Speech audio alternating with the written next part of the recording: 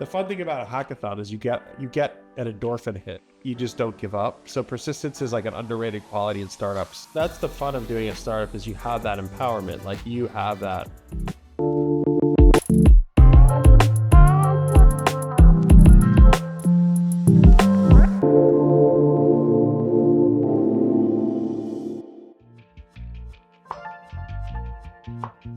I think it's very similar to a hackathon. That pressure to build something quick, that pressure to build something useful, that pressure to build something to win. It's like all those factors create like a successful startup. I do feel like there's parts of it that are just persistence. Like you just don't give up. So persistence is like an underrated quality in startups. Like you worked on your hackathon, not for a week, but for 4 years. What could you do? If you worked on one of those like projects for 4 years, like what would it become? That's what a startup is. It's like you have an assumption, you think it'll like be a winner, you start building it, but you have emotional roller coasters. Like, why am I doing this? And then you're like, this is the best thing ever. And then you're like, this sucks. No one cares. And then you go, everybody, you're going to change the world, and then it sucks again. So it's like a roller coaster of up and down emotions, but there is isolation, but empowerment. Isolation meaning there's not as many support systems like a big company, but you're also empowered. Like you create your own destiny. Like in a startup, like you're not held back from, if you were really passionate about something and you said you'll do it, whatever, you could do it. And there's not a lot of people that are going to just say no. SpaceX looks all fun and great from the outside, but it's a lot of like math and equations and risk and like buying rocket fuel, and it's not so cool inside. You're just kind of like that, but it looks cool. Like the end result of all those years of hard work, when the rocket goes up and then it lands, it's like, it looks like it just does that on its own, but it's not. It's all that hard work of people. I mean, in Stony Brook, it's similar. I think it's similar where like you have a class. It's like, how do I get an A in this class? You have a formula in your head, and if that formula is right, you get your A. Like, and that you have your own, like I call it like mental models and strategies to get the A that you want. Go to the professor, talk to the professor, study on the weekends, like you kind of know what you want to do to like get that A. So startups are very similar. It's like, but there is luck involved in startups, but also persistence. Like, OpenAI was a failure in 2016, 17, 18, 19, 20, 21, 6 years it took them to get to that point. They could have given up in year 3 and no one would have cared. So like, it is a long-term game. Like it's not a short-term game. And I think a lot of people view it as like a short-term game. Like the fun thing about a hackathon is you get an endorphin hit. I was second place and it was only like 4 days. If I told you had to run across the country, that's what a startup is. And in your head, you're like, how the am I going to run across the country? It sounds insane, but it's like, that's what a startup is. It's like taking it day by day and like just building a process so you don't kill yourself in the process, but also like making progress every day. So it's like a refinement of like your skills. But hackathons are nice. They're just too short.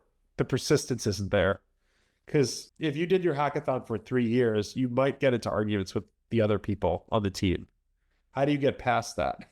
You might, you know what I mean? Like get tired. How do you get past that? You might get bored of the problem. How do you get past that? Like there is this euphoria at a hackathon. Like we're going to do this. We're going to win this. And you all get excited by the idea, I mean, there's a famous graph, the trough, like the Y Combinator startup graph. Do you know that? So basically, this is what doing a startup is. Here's the hackathon.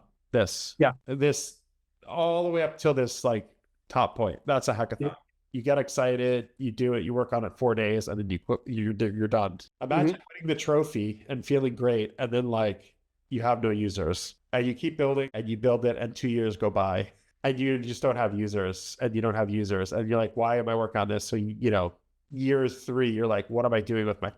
Then year 4, you get a couple of doctors to use it. Then no hope, and then like you get maybe a couple more doctors, and then one of the developers figures out this hack to get something to get more of the community of like dermatologists using it. And then you feel a bump, and then but you're like, it's not quite there. And then you feel like, okay, what did we do right here? And then at some point, year 6, you get ChatGPT. It's like that stress of like, have you ever used Figma?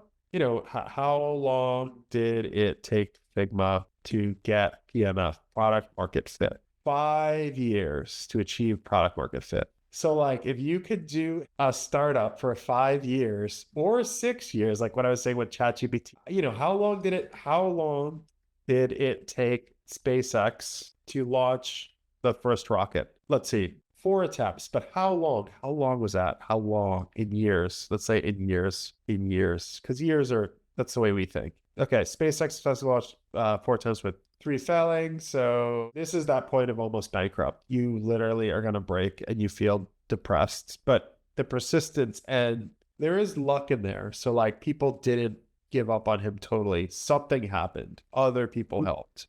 He got some financing. So he pulled out of that depression for the company. So like persistence, let's assume the average startup takes 7 years, 7 years for a startup. Like here, let's look at this. What is the time frame for the average startup to become successful? Right? I'd say 7 years, right? Okay, 2 to 5 years. Okay. And then look at this. Potentially 7 to 10 years. So it's between 2 and 10 years. So that's a long range of gap. Mm-hmm. That's where this uncertainty that drives most founders crazy. This is between 2 and 10 years to get to this. And in this, I would say 95% of founders just give up. Just throw the towel. This is too hard.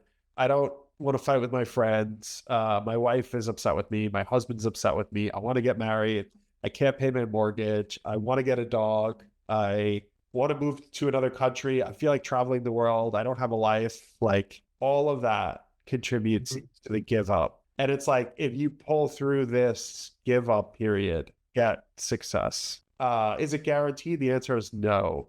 But your chances go up if you can navigate stressful situations quite a bit. So that's the end goal. It's like doing that. And what is a hackathon? It's this, boom, endorphin hit. There's none of the other years. It's a 4-day enjoyment period of excitement because you're at a hackathon. You get excited. You're like, I'm at a hackathon. This is great. You just do it. And then boom, you win second place. You get the endorphin hit and you move on. But imagine getting that endorphin hit and then working 2 to 10 years on something.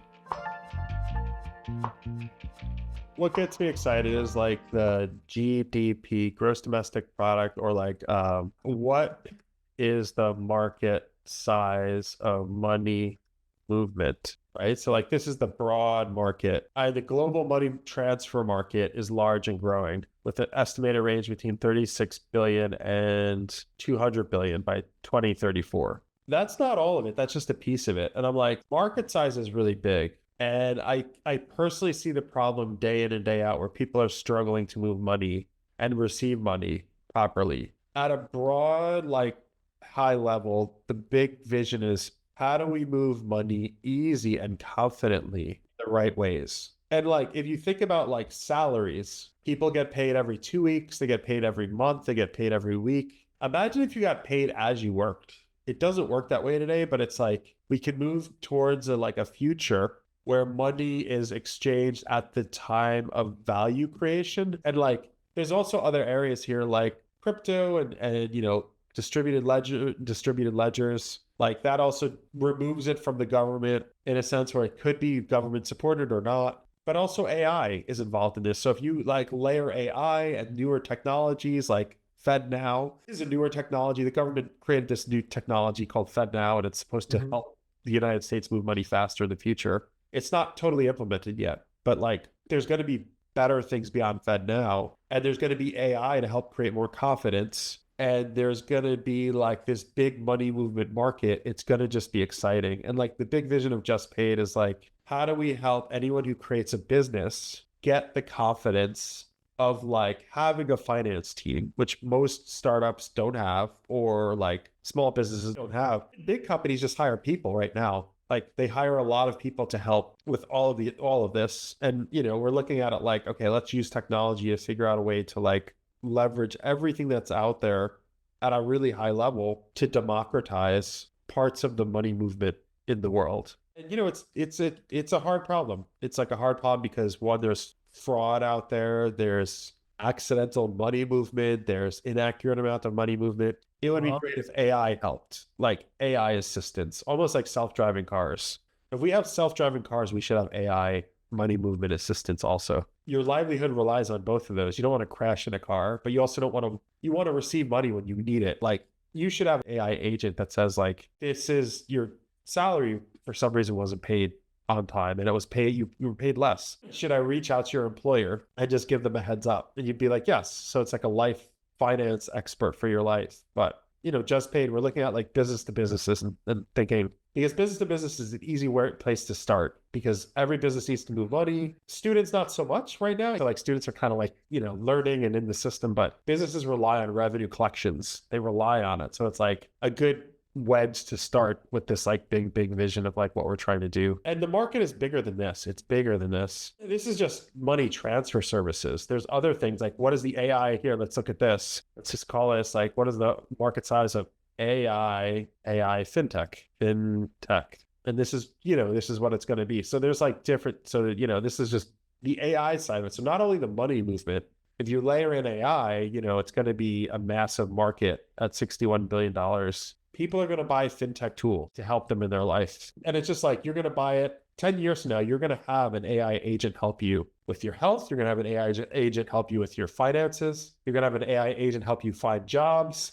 You're going to have an AI agent to help you with everything, like you're getting your groceries, AI agent to help you communicate with your pets. It's going to be insane, right? So like the market sizes are massive. It's just going to be a really, really big market. So hopefully that gives you like a sense of like what we're trying to do. And we just, business to businesses need to get paid. So you start with that wedge, you layer in AI, you layer in money movement, and then there's enough need there that they start to buy it. And then you can like layer on different areas, but it's like running across America. It's like you start with like one part, you start with that one step and you just keep going and like, okay, what do we do today? What do we do tomorrow? It's not, you don't have all the answers on day one. Like, did Google really think they were going to become as big as they did? The answer is no. They were unsure of how big they could become. So you start and you just keep working on it day in and day out. And that persistence, like going back here, Google was probably here when they were trying to sell to Google. Trying to sell to Yahoo. They were probably scared. They didn't have ad revenue yet. They didn't know how valuable their company could be. And they were just scared. It was fear and uncertainty that made them like want to sell. There's nothing wrong with that. If they sold to Yahoo, it would have been a big win for Yahoo, but Google may have not have, the technology might not have like grown to what it could truly be without the path they took. This like could have killed the word Google. Google it. Let's Google it. If they just sold to Yahoo for $1 million, like right here, it would have been just a quick, I don't know if it was $1 million or $1 billion. I don't know what the amount that they were trying to sell for, but it was a lot, but it wasn't as big as it got. So, you just take it day by day with a startup. You could talk about the big vision, but you also want to just look close every day. Cause this is like one day. You just keep working and you refine the product. You make it better for your existing users, if any users, and you just keep working on it.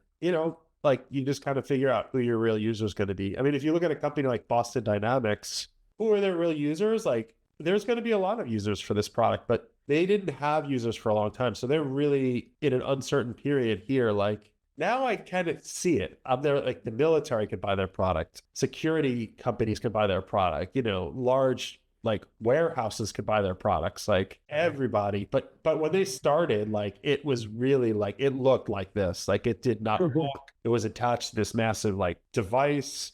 It would fall over. Like they were really non-functional devices when they first started. So like they went through this huge drought, and now the thing is doing backflips and like jumping around. And it's essentially as fast as a human, faster than a human. It's like, it can do so much stuff, like all of their different devices. And it's really powerful how far they've come. So now I think they're like in the promised land. Like I would say here, if they get the price point down to like $3,000 per robot, $2,000 per robot, everybody will buy one to help them do their dishes and laundry. Like literally I'll just like help them like do tasks around the house, and people would just buy them just so that they could enjoy life more. Imagine just going to class and it carrying your books for you. You don't have to carry a book. You don't have to carry anything. You don't have to carry your laptop. You just hand it to your robot, and they just help you walk around the school with whatever you wanted to buy food, and it's carrying it home for you. Not that you're going to like need that all the time, but like it's getting to that point where like little things can like be taken care of. But this was all persistence and luck and funding and timing, and like they had they had the backing of the government also like to do that type of work, but I'm sure that they don't talk about it publicly, but there are a lot of moments where they were like, what are we doing? Like, what's the point? You can start your own company, apply to YC every batch, like definitely do that. But you could also work at one. Like if you worked at our startup, you would just get a sense, okay, this is how it works. I like people that are go-getters and can just build stuff, honestly. That's who I like to partner with and like work with at a startup. But also like equity is important. Like there's also incentives. So incentives are something you didn't bring up, which is like if people get equity or they get the right salary or there's a future like win for them, it aligns them to the team, for the long term. In Silicon Valley, equity is like a secret that has made a lot of people wealthy. It does create no wealth a lot of the time because a lot of startups fail. But I mean, let's look at NVIDIA. Like the average employee there, because of their equity, is worth $20 million. If you look at openai, the employees are ultra wealthy. It wasn't their salaries. It was the equity that they got in the company. So like the thing about a salary is you get addicted to it. And this is what happens at Stony Brook and in New York City a lot is you get addicted to getting like a $200,000 salary. Congratulations, but you're not going to get ultra rich. You're going to get safe enough until you get fired or you retire. You can map it out and have an equation. But the thing about equity is it's an unknown, $0, or it could be worth $100 million. I can promise you all of those NVIDIA employees had no idea what their equity was worth. And now it's worth 20 million. The average employee there is worth $20 million. I mean, I don't know about the newer employees, but the ones that have been there like 6 years, 7 years, 10 years, like if they were there 10 years, they get to that point. I don't know the new ones like that just are coming in, but that's the upside, the abnormal upside that like a lot of people that come to startups in Silicon Valley understand is equity is the true wealth creator that like creates ultra wealth. And like that's literally what happened to me in my first startup. Hackathons have a short-term incentive, which is let's win this. But it shows that you can do it. It's a psychological way to like let people understand they can build stuff and they could do it together. So it creates this like, I could do it. I could do it. The thing about equity is it creates a long-term incentive because equity, you vest into it over several years. So as you're vesting, you get more equity or stock options in the company. And that it has like an unknown X factor, which can create ultra wealth. Like, and you do see it in like a lot of the companies that come out of Silicon Valley. Like a lot of companies in New York City don't give equity and it's just not in as much of the culture. But the startup structure is you come in, you get equity. The equity might be worth a lot if you execute. And that's the thing. It's like you become the determining factor as a startup employee or founder, like to create that value. And that's where it's like really empowering, if that makes sense. Like you can make that equity more valuable over time. Again, 95% of startups fail. So a lot of that is zero for all those startups. But the 5% that like make it, they unlock ultra wealth for everyone who's involved that like gets some of that equity. Depending. So it's like, it's a gamble also. It's like, do you pick the right founders? Do you believe in the team? Like the other thing that I think that hackathons don't show is perseverance through stress of fighting and misalignment. If there's misalignment, you don't have enough time to be misaligned because it's only 4 days. It's a week. It's 2 weeks. How do you process and like debate and get through that and be more strong as a company? You don't get that chance to do that in a hackathon. The one thing I really appreciate about rapid iteration companies that completely keep iterating, you build something, it doesn't work, it fails. You build something, it doesn't work, it fails. You build something, it doesn't work, it fails. You build something else, it doesn't work, it fails. The fact that you get into these iterative loops of building creates success. And I see a lot of the AI companies that are out today that are successful rapidly iterating, putting product out. And if it does, no one cares. They just move on to the next thing and they just do more and more and more. And what I appreciate about OpenAI is it is just a rapid iteration think tank of just ideas. So like they launched ChatGPT, they launched DALL-E, they launched Operator. Operator might fail, but I don't think it's going to kill OpenAI. It'll be a minor bump in the road. They'll just roll on to the next thing and the next thing and the next thing. So they've created this rapid iteration cycle and they're all in agreement and working through it where they just like launch, see if it works, launch, see if it works, launch, see if it works. I really like that cadence of doing that. And I think that's a really magical thing when you can create that type of environment. OpenAI is big, but they have the culture. Like smaller companies can do it too, but it's just like anyone who does that, big or small, like figure out the right PMF over time, you know? So the nice thing about like a hackathon is you're actually in a small stint of that. Like you go through a lot of cycles of ideas. The problem is you don't get the users on board. You don't have time to get the users. You're just showing it to like whatever presenters, voter, the people who are voting, like Shark Tank. They vote, they think it's gonna work, they might use it, but you're only at that point. It's like that one point in time. It's like you've launched. Yeah, I spoke to one entrepreneur this week. He's been working on his company like 3 years. He never launched. It's all in his head. Like, you don't launch, you build nothing. You built nothing. And I'm like, I couldn't say that to him, but I'm like, you've been doing this 3 years and you've not launched the product. No one is using it. You're going to fail if you don't launch. Like you have to launch like the product and you have to get feedback. And if it doesn't work, iterate.